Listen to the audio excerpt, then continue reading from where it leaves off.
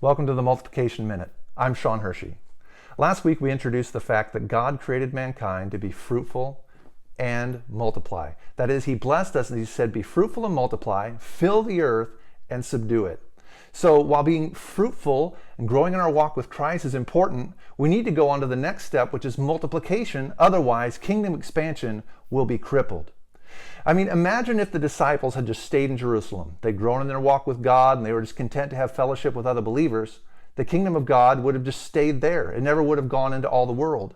And if the disciples had not invested the gospel in the next generation, well, then the gospel would have died out with them. It never would have gotten to us. And that's what Jesus wanted.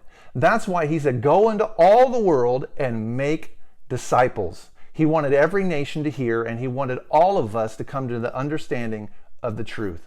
And you know what? The will of God has not changed. That's still what God desires. But you know what? Humanity has also not changed.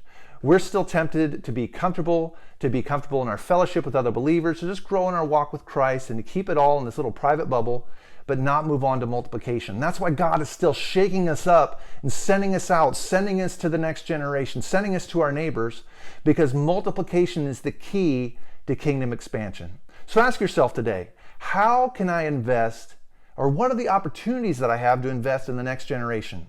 And that can be people younger than you in age, or even just younger in faith.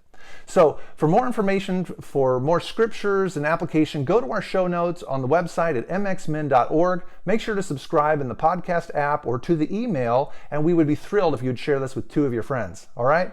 May God bless you as you multiply the kingdom where you are.